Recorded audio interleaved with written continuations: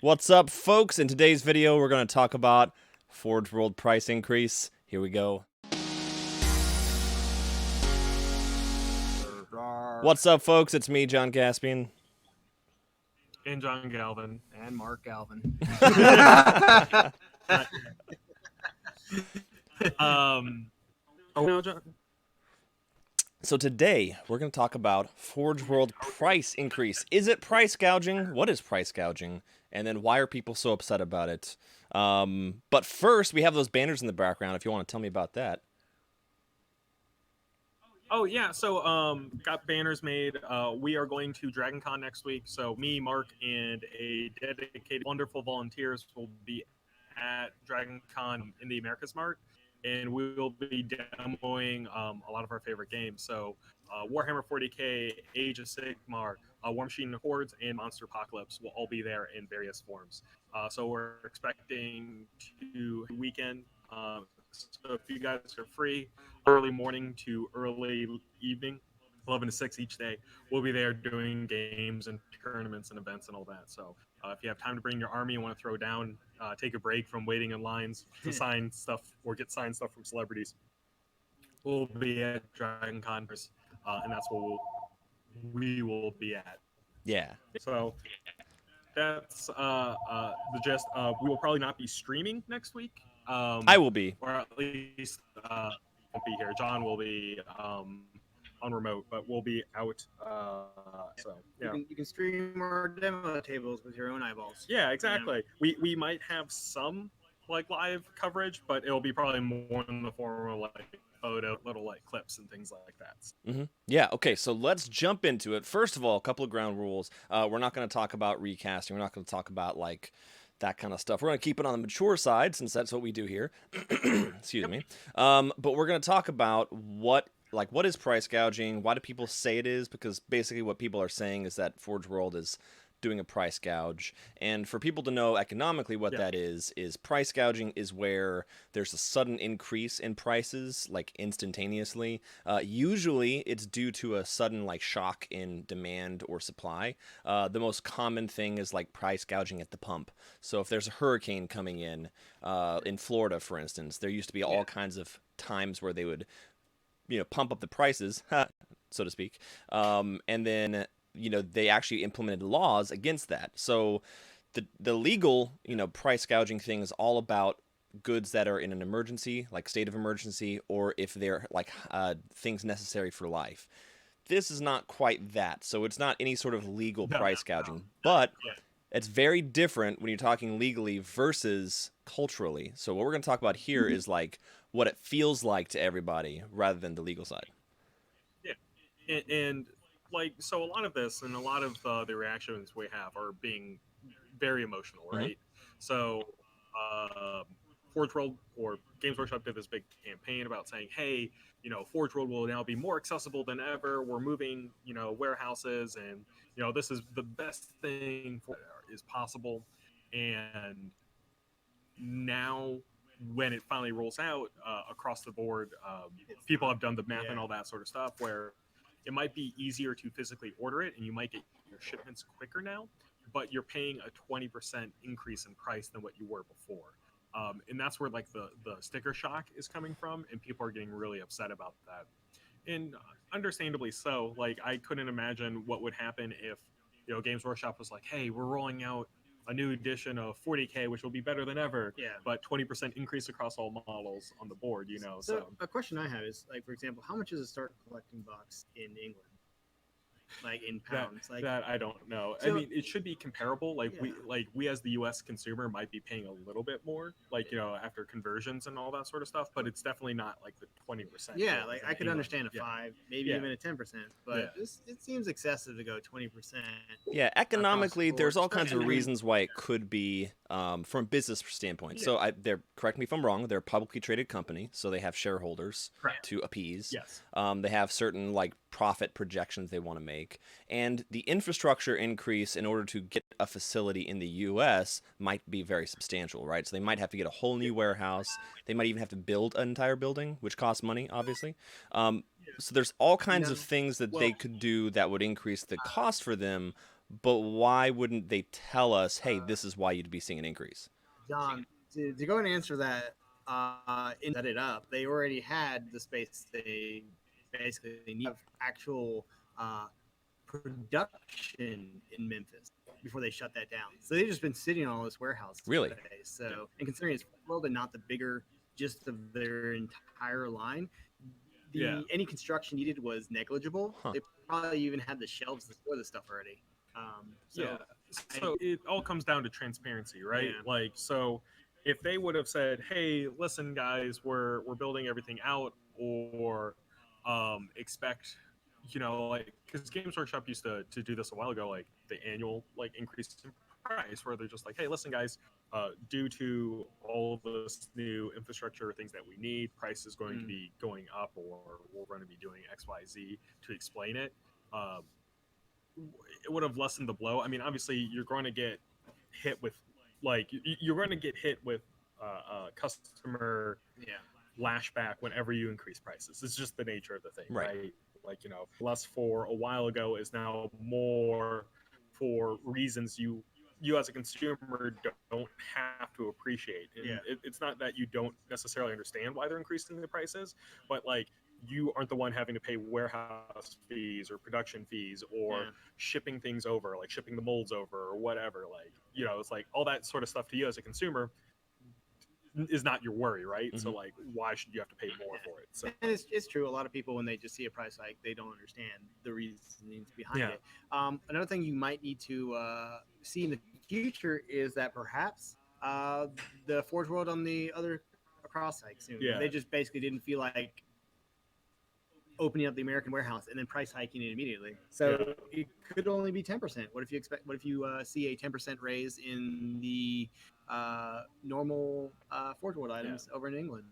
So it's one of those things where I think the 20% increase is probably like, by probably, we can definitely tell by fan reaction that it is too much.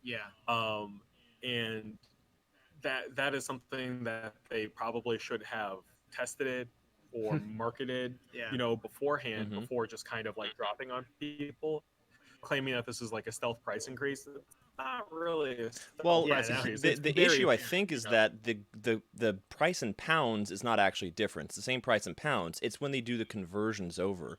So if you go to their website and put in US, or God, if you're Australian, it's like a 40% increase on some items. That's where the issue I think for people becomes. Like, it's still the same in pounds. If you were in Britain, it's no problem. It's the same. Right. Yeah. So, but like, that's one of those things where this should have been addressed and should have been thought about. Like, the amount of increase that we saw is too much. And it's something to where they could have resolved this pretty easily. Like, where you start off with a 5% increase. You're like, okay, I'm paying 5% more, getting it, America, because of, or whatever, like, people would still be upset. 5%, 5%. But then do what Games Workshop does, and on either 6 months, it's just increase it more. Yeah, you're not going to see as much initial profit. It's much easier to bridge people into that, and then doing a worldwide same point, so you're not encouraging people to back to the England company. So I think they're going to get a little too much backlash on this, and they're either going to need to drop their prices, or people, 40K fans, don't. Yeah, that's exactly what I was expecting to see. Like, if it's that increase, then they will not see the sales they expect. Having it where you can get free shipping and just wait a week with a cheaper price, people. And with this price hike, they should be like, well, I was going to buy it, but now I'm upset. And when I'm upset, my wallet closes a little bit tighter. So I mean, it's really up to the community to. I mean, this is principles of economics, right? Like, the demand, or like the supply, the cost of the supply has now the demand, right? So just don't spend your money on it if you want the prices to be more unilateral across the world. Another thing to realize is that Games Workshop survives off new blood. And new blood, I not ever know that the price of that that go overseas. Yeah. So they'll go to the Forgeworld site and be like, "Oh, nice! This $200 model. Yeah. I'm gonna get it." And someone will come up like, "Actually, that's 175 before they made the switch." Yeah. It's like, I don't know that. Yeah. Interesting point, Mark. That's very good. Is that yeah, this is affecting most of the people that are already in the community. Now, I think Forgeworld itself is for the old dogs, right? Yeah, You know, yeah. like But it's still, it has that massive cool factor, and Yeah. that's what sells. so. I mean, like time will tell. But Mhm. like we can only say to the communities that are currently playing 40K, if you are upset about the prices, uh, don't buy it. Like, so we don't sell Forge World through us because we can't. Right. Like, you know, anytime we do a Forge World order, it's a courtesy to the customers that we have here. We don't make any money on it. We just, you know, do it as a service to you guys so you can get the models you want. Yeah. We will always continue to do that if there's a demand for it, but it's up to you guys to manage your demand. I think that's the best way. Yeah, to I go think about one thing that might be useful maybe is to like, I don't know, email GW and say, hey guys, as a consumer, this is not something that I want. If enough people do that, then it's usually a pretty good impact. I don't know if they peruse Facebook posts. They do. They do. Like, yeah, I mean, Games Workshop and Forge World have both really tied into social media over the last couple of days. It would be really unfortunate for them to say, or really unfortunate for a company to say, "Nah, we're just going to turn off, like, put our head in the sand and not pay attention to what our community wants." Yeah. And I'm almost positive that they were expecting a backlash. Of It's just course. kind of determines, or let's see if the backlash meets what their expectations were. Right. David Wong posts saying that, you know, after duties and taxes and all that sort of stuff, it kind of, or to him, it seemed to balance out. And that might be true. But once again, this is customer expectation. Not, you know, a lot of this isn't necessarily based in a lot of like numbers and things like that. You see the 20% increase and you get, and I think us as consumers, when we were expecting a new Memphis warehouse, was to pay an equivalent price to the UK facility, but then also get the benefit of not having to pay that duty and taxes and all That's that. the one. This Yeah. thing should be produced here in the US. So it's up to you, right? It's up to the consumers to figure out, you know, if that's worth it for you. Yeah, people are chiming in now. So And let us know your opinions on all this stuff, because it's always good to read what you guys think, or what you think the reasoning is, because they'll tell us. Hopefully they'll have a social media post and say, hey guys, you know, this is what happens and we're sorry. Yeah, to me, it doesn't necessarily, like, me and Mark were talking about this right before the stream. It doesn't necessarily hurt us all too much. Like, what we want from Forge World, we've either gotten or don't necessarily like need it. Like, it's a nice thing, it's a cool thing to have, but we're not in that competitive scene of 40K that needs to have the new hotness to complete the lists and things like that. Or we're not necessarily building out a whole new army, so we don't need to buy more stuff. So this price increase, we're more on the outside. To me, as someone who runs a store and interacts with customers all the time, communication, I think, would be the only thing that I think was missing in this, where we're just saying they should have put out a letter or something like that saying, hey, listen, when things move to US, you might see prices increase, or, you know, something like that due to XYZ reasons. Bear with us, kind of thing. Yeah, because it felt like they were Or, saying, once again, ooh, free shipping, free shipping, free shipping, and then suddenly all people see is the increase in dollars. It's like, hey, wait a second, what you doing? Yeah, and, you know, a lot of times, a lot of people will say, hey, we have a couple people in chat who are saying, yeah, it's not that bad, because, you know, it's going to be equivalent to what I was already paying from the UK with shipping and all that. Or I now have a much better user experience with them, where, you know, the shipping's better. I can talk to someone on the phone. I can navigate the website easier. So that's obviously worth more to me. And that's fine, because it's all going to be person to person. Since us, the local game store, is not able to carry it, it doesn't necessarily, you know, like, us having a dog in the fight is not necessarily the same as a customer, right? Like, you know, I can say from a business perspective, I would have liked more communication, from them on it. But still, and, like being angry at the parent company, Games Workshop, still affects the disposition of the store. I guess. yeah, and it's one of those things where now it's interesting. Another asset, or not asset, another thing to address is with Games Workshop being involved more directly in tournaments now. It's more and more required to have official Games Workshop models. Right. So things that you were converting before need to be actual Games Workshop models, and sometimes that needs to be Forgeworld.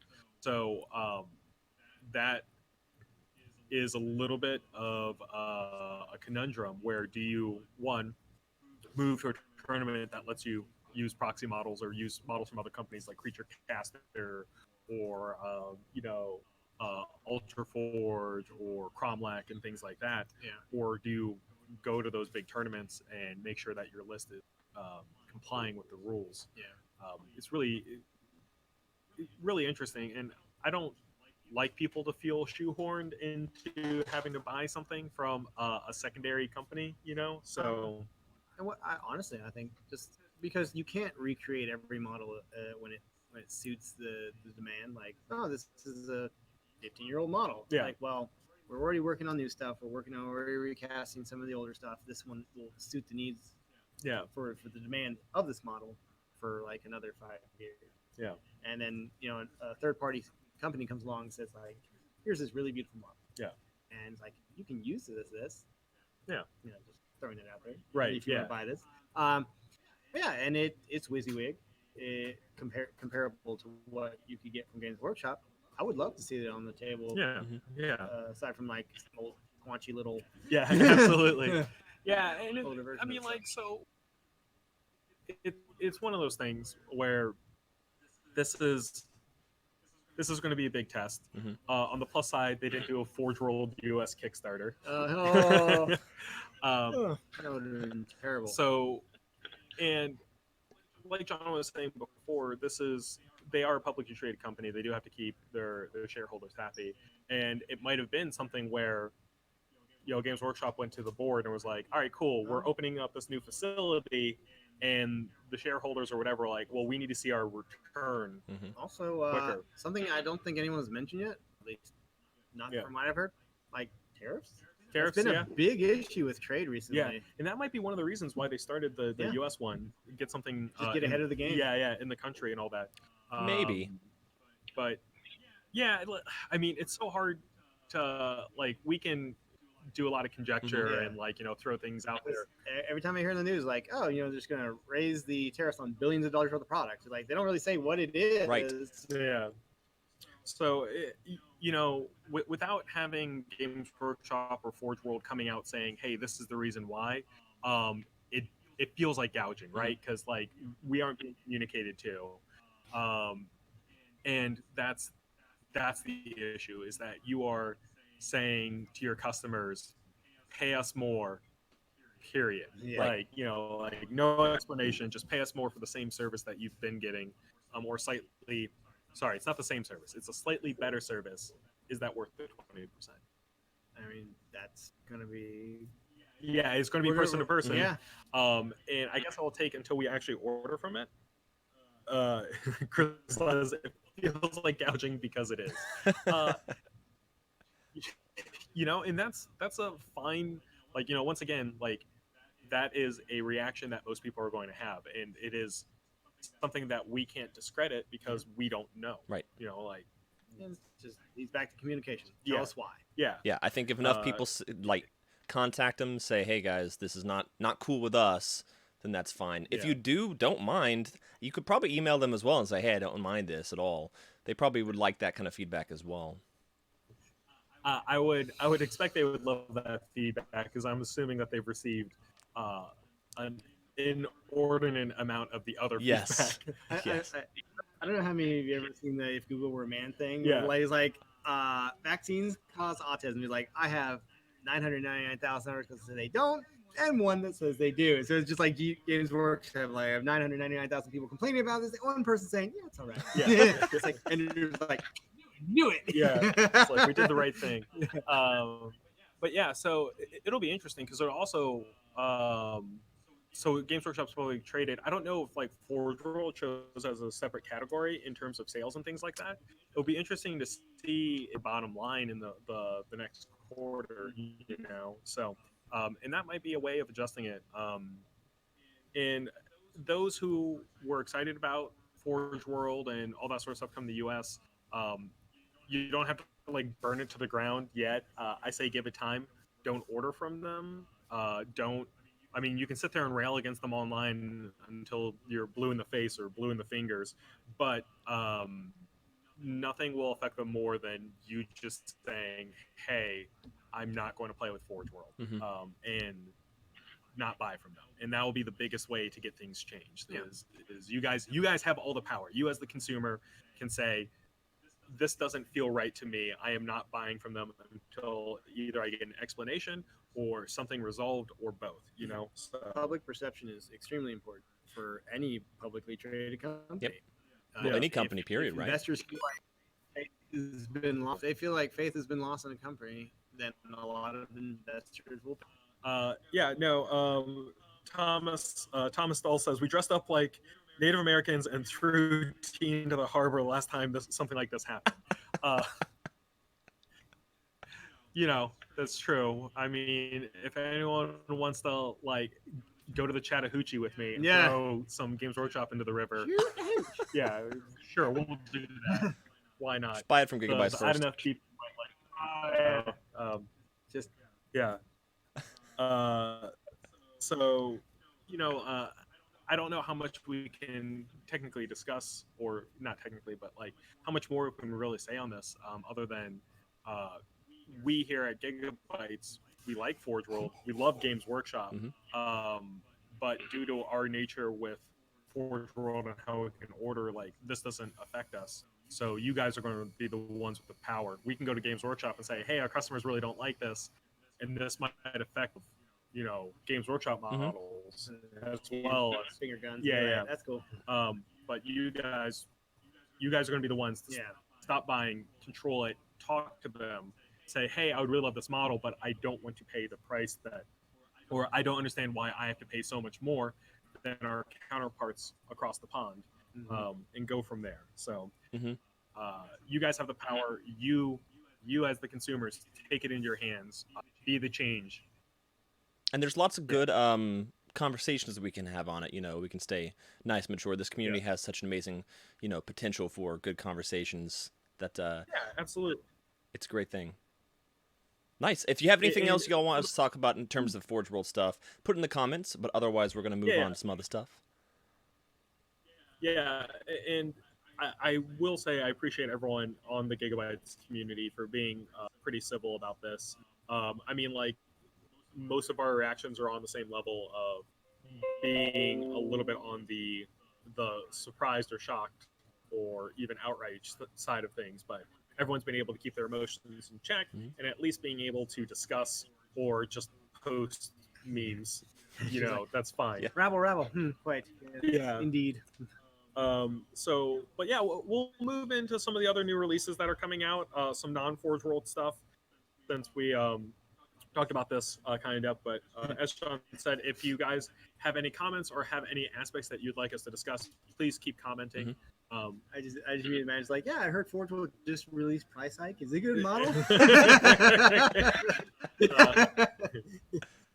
Yeah, but if you're playing Chaos, you have to play Price Gouge. Oh yeah. So we will we'll move into some other things that are coming out or have released. We did get our retailer pledge of a Song of Feist. A Song of Lice and a Song of Lice and Ire. No, a Song of Ice and Fire has come into the store. We have our retailer version of the Kickstarter, so if you guys pick it up, it comes with a whole bunch of goodies. We have it until supplies run out, so more than half of our pre-orders have been spoken for, or more than half of our initial order set has been taken up. So get in on this. If you guys haven't seen it, it's a lot. It's a lot of stuff. The game itself is set in the Game of Thrones book universe, not the TV show. And that's a big thing for a couple of different reasons. One, the characters are going to be more, the characters are going to look more Less towards like the yeah, they're less going like to what you be see on the show. Mhm. yeah, and what they're supposed to look like in the book, and what they're supposed to look like. I mean, the artist interpretation. How are the models? It is a rank. They're actually great. So they're all pre-assembled plastic. Each faction has a color plastic set to them. So like Starks are like an ice blue, Lannisters are red, are brown. The Night's Watch, that I believe is this next new faction coming out. It's like a really dark gray, Yeah. like almost black. Oh, and you forgot to say the Starks are Frenzian Gray. Oh yeah. And then the Wildlings is going to be the fourth faction released, and they're kind of a light green. So Interesting. all the models are assembled. They come with faces to like a Like square. this is ready to go out. Of Yeah, the yeah, yeah. box. Like you can play it like a board game, like just pick up a starter set and roll with it, or you can build it up like a full fantasy miniatures game, like the old Warhammer Fantasy Battles or Kings of War. Do you know if they have scenarios for different things from the books? I believe they do. So they have a lot of scenarios. I don't know like how much is like this is the battle for Yeah. XYZ or things like that, and that might be coming out. I do believe they have a lot of narrative missions in the starter box because you're playing it like a board game. And what they're doing is they're basically starting from the first couple books. So like the characters you'll see by the end of the book. And we're expecting them to either come out with alternative models later on, or characters with new stats as they progress and change throughout the story, which is kind of cool. Is the gameplay more similar to historical games, or I know it's a rank and flank, right? I'd say it's, to me it feels a lot like they're taking a lot of great elements from Warhammer Fantasy Battles and Kings of War and other historical games. One of the cool things about it that I really like is the addition of a non-combat unit. Exactly. And this is, to me, so far one of a more unique approach to the game. So you have characters from the books that are more politicians or people that are never running out. The ones that work behind the scenes. Yeah. They still influence things, and you actually get not only models for those characters, but you can have them do things outside of the actual battle itself, like negotiate like treaties or get some more funding for your army. Yeah, so there's like different aspects of the political board. Yeah. And it's a first come, first serve. So if you both have political characters and you want or need something to happen in, say, all right, for my turn, I'm going to place, let's say, Sansa on this aspect. And it could be like there's like a movement, a money based one. And what the money one basically says is you can conscript more. Here's some money, cool. join my army. Yeah, get some mercs or whatever. But like one thing I always saw, and this is been true for every game I've seen so far, is that if you don't have a political character, you will be at a massive hindrance. Yeah. Either you can't cut your opponent off from having this special ability, or you don't get to do a special ability to react to what your opponent's doing.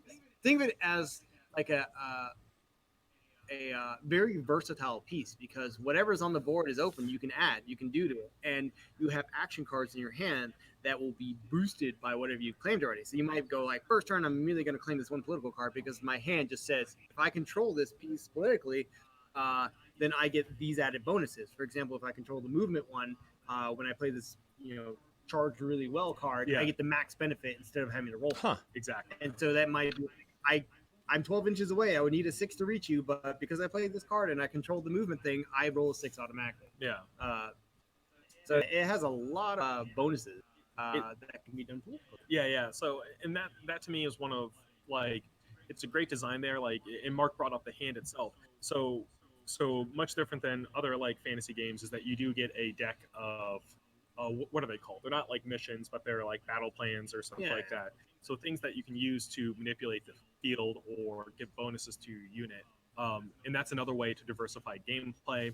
And it also gives you a bit of variance. So like your opponent on the board can't necessarily know exactly what you're going to do because you have a hidden hand of special actions, which is super great. The characters you add to your army will influence what you have in your deck. Okay. Well. Exactly. I was about to ask that. Certain characters bring. Yeah. So like, the mountain's all about beating people up, where like, you bring in something like Tyrion Lannister and he's going to be about playing tricks. Tyrion Lannister can be a combat unit. Yep. He's been in both. So the crazy thing is the mountain, if you have him as your commander, So a lot of times you swing at them, you try to wound them, they have their saves. Mountain just says, I roll a D3. All right, pick up D3 models. Yeah. He's just like, I just did that many Wow. rolls. Yeah. There's no stopping. So yeah, it's a really fun, engaging game. So and it's also alternating activations as well, which is Yep. another important thing. So it's not my turn, your turn. I move this unit, then you move your unit. Yeah. And that makes, once again, a very engaging gameplay. So even though it's a larger scale army, it's very active and back and forth.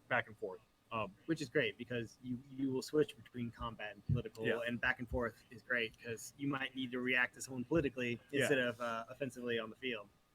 Yeah, I really like it. It's so for someone who is maybe not necessarily like a huge miniature game player, this is a great one to get into because the hobby aspect's relatively low. Everything's assembled, pre-colored plastic, so you don't necessarily have to do like the whole painting thing. No. Now they look absolutely phenomenal if you do paint them. But it's more about getting into the games and enjoying the community. And I believe the standard size board is just going to be a 4x4. Yeah. So once again, smaller board, easier to get into. And we have the retailer pledges here. So if this game interests you at all, the retailer pledge is $150. You get the core game plus all the add-ons. The extra add-ons are like over $200 worth of value. Yeah. So it's insane. get it while you can. Because we don't know how much longer we're going to be able to carry it. And by carry it, I mean the Kickstarter version. We'll be carrying the full game as it releases. But yes, please. It wasn't because it was developed by a local player, right? So it was developed by Coleman or not. And Michael Chanel was one of he was the lead game designer on it. So him and a lot of other guys from Coleman or not have been in here to play the game, to talk about it, do all that sort of stuff. They're not like doing a whole ticker tape parade for them coming into the store, but they like to be here and interact with the community themselves. So if you guys have questions about why design decisions were made, or like it's like why is Rob Stark got XYZ ability, I'm sure they'll talk. Yeah, it's really cool to have Coleman or not. And shout out to them. They were really great about the Kickstarter pledge. They hand delivered it to us and made sure that we got everything we needed. And with the golden hand truck, right? Yep, with a golden hand truck. Gold. Yeah, solid gold because all their kit. But yeah, that's been here all week. If you guys are interested in it, please come in, ask us questions. We still have plenty of copies left, or not plenty, but we have copies left. Yeah. So please check it out. And let's talk about what's coming soon, which is the new edition of the Lord of the Rings. Yes, Pelennor Fields. Yeah, so that's the new starter box. It's got the forces of, it's not really even Gondor, it's just the forces of humanity versus the forces of Sauron. Yeah. So yeah, if you remember the Return of the King movie where Aragorn summoned the ghost army that owed a debt to him. So you're fielding a mix between Rohan cavalry and infantry and the spirits that were on that field in front of the White City. Exactly. Osgiliath was across. Yeah, Pelennor Field. No, but Osgiliath was the one that they lost. Oh, okay, yeah. But it's am I wrong? Someone will correct me. Yeah, it's been too many years. Internet. Yeah. But you have that versus the orc hordes, and you get the Nazgul. Yeah, you get Nazgul on the winged beast. Yeah, I think it is winged beast. Maybe there's more. You get a troll too, which is really cool. And it is, even for a starter set, it's very customized. Which surprised me. Yeah, like you can choose between the Witch King or just a regular Nazgul. Yeah, I was going to say these are full kits themselves, so it's really exciting. So like I saw the troll, because the troll, I just like the look of the troll, but it's a fully customizable kit. You can make him fully armored, or you can make him a little bit more bare bones. You can give him a drum if you wanted to. I'm sure they're going to have all the rules for all that sort of stuff to come out there. So it is a great starter set. So we also have the rules for preview here. I know we have some people in the community who really want to check it out. And it seems like a really great addition. The scale itself, I believe, is slightly smaller than Age of Sigmar or Warhammer 40k. Okay. But the detail in the models are absolutely superb. So, I think it's like 25 as opposed to 28. And we have a group called, I think it's Atlanta LOTR League that you can join if you want to play that. Yeah.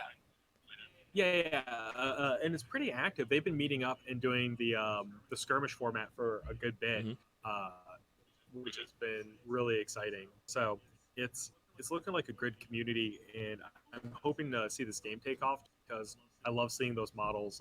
I mean, Lord of the Rings, we all grew up on it one way or the other, just to kind of see those movies. And these are from the movies, like so all the characters, look like they were represented in that trilogy, which is really exciting. Yeah. Fun fact: Atlanta grew by 75,000 people last year.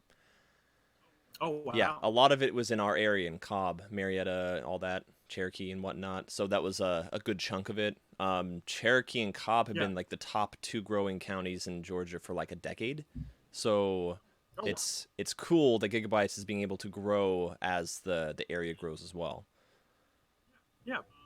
So, and with that, um, other games workshops, things that are releasing this week is going to be all the Space Wolf stuff. So we have the new Codex, and we have the new box set Tooth and Claw. So those will be Mhm. in by Saturday. We will be posting a picture as soon as we receive our shipment. Just let you guys know that we got it and that your pre-orders are going to be Yes, and full. so everyone knows that when you Uh, pick it up, there is a page with they call them sagas now, I believe, that you can download from their yes. website that replaces the warlord traits. Yeah, yeah. So it was. I don't know if it was a misprint or a slight error, but basically there is an addendum already to the codex. Oh, I talked to the rep itself. All the books are like that. All the books will be like that until they hit a second print run, and they do not know when the second print run is going to be. They're not expecting it until at least the new year. So if you guys wanted to wait for that print run, you'll be waiting for a while. Yeah, from the Just website they as said that basically during testing and further testing after, I guess, they sent the English version to the printers. They basically said, well, the warlord traits didn't feel quite like wolfy enough. So when they developed the right. sagas thing, it was already after they'd sent it off. Yeah, so that will be added to the second print run, or they made it fully available for you guys to grab on. So do what you need to do with the print And we have a lot of for you wolf guys. players, so let us know how that plays. It looks like a very fun codex. I know we have so many excited wolf players to get back out on the field after waiting too long. Their like whole battle trait's pretty awesome. The +1 to hit charging and all that. A lot of people were like, that should have been Black Templars, and I was like, well, fits Space Wolves as well. yeah, Mhm. because they always had Um, countercharge in previous editions. Exactly. Yeah, and now they have the improved heroic intervention. 6 inches. So Oof. uh, we have 10 minutes left. I kind of want to go over the rumor mill Okay. Yes. because I'm a rumor monger. I really love finding out what's coming next. So what is on the schedule is we know Orktober's coming. Hmm. Mark's finally going to start that Orc army and Prime play Ford. porks. Yeah, and play 40k with me. So I'm super excited about that. Um, so orcs are in October. Uh, we have seen that they're coming out with new war buggies. I have heard that they're coming out with a whole bunch of new sets, including a prime orc infantry bug, which should be larger orcs. And it might be one of those things where all orcs just get bigger across the board, or specifically they'll have that new prime orc. It'll probably be more like the Iron Jaws. Yeah. So we'll see how that goes, but expect a whole lot of new vehicles. But besides the buggy, like I think to see a new war truck and things like that. September, the rumors are becoming more and more apparent that we might be seeing Grots for Age of Sigmar, Interesting. and that will be uh, so it should be Grot-Tember followed by October is what the current kind of guys are saying. And the new Grots are going to be focusing on the fungoid Grots of the Moon Clan. So guys that are heavily influenced by the mushrooms should be seeing a lot of Heavily influenced. you should be seeing a lot of goblins with like fungusy elements to them. Hopefully new squigs and things like that. So whatever you see for Age of Sigmar could hopefully be at least convertible over to 40k to get some cool stuff out of there. And Kill Team, the Kill Team we are hearing is going to be the big November box set that comes out. So you'll see a Nurgle team, a Nurgle demon team for Kill Team, Ooh. So is which this will be kind of ish like the because they showed the what was it? Yeah.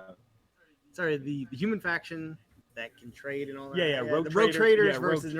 Yeah. Come on, Mark. So that'll be usable in 40K. I know, right? It's Yeah. just I'm saying half the name and can't think of it. They did confirm that it will be both be usable in Kill Team and Mhm. like Rogue Traders going to be its own faction, or if it's going to be something like Mercenaries, where Imperium can just like hire in their detachment. And yes, everyone who's watching the stream, tell David to get back to his vacation. But yeah, so that Kill Team box set November, and then premiering is December. Will be a new Chaos Prime coming out, and it's looking like Angron. So too angry to not make it for hearing new Abaddon, Obliterators, Ooh, yes. Fleshhounds, and Berserkers. So we will see how much of this rumor mill turns out to be true, but I'll keep you guys posted. This is currently what has been assumed from various sources and all that. As always, Games Workshop doesn't talk to us directly, so we don't have any inside information that people from the internet don't already have. Yep. And that's their prerogative, of course. But yeah, speaking of the dust box, I believe I have seen the picture. It's the starter box for the Imperial Japanese, Oh my gosh, y'all. So it's just a whole bunch of ninjas with a mech that shoots a giant. It looks really awesome. Yeah, so that's really exciting. Dust has been killing it. We did killing each other mainly. Yeah.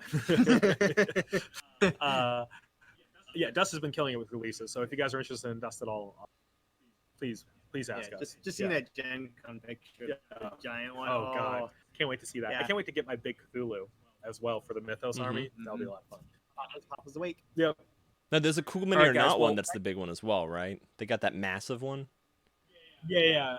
Cthulhu Death May Die. Yes. With the giant Cthulhu statue. That's a Kickstarter. I think we're doing a retail pledge on that too. So, and for those guys who are interested in anything that's on Kickstarter, if it has a retail pledge, it should be on our Gigabytes Kickstarter Facebook page. So if you guys are interested in that, we take pre-orders there, and we can let you a little bit know more about the pickup. Please use our resources to your best advantage. Yeah.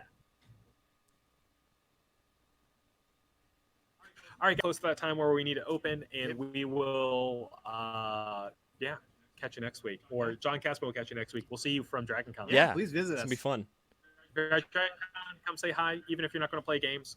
Show us your support the store. Yeah. Oh yeah, please do. Pictures and post it on our site. Yeah. Do it.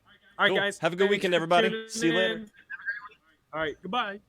Where's that outro? Where it is? There it is. Ta-da!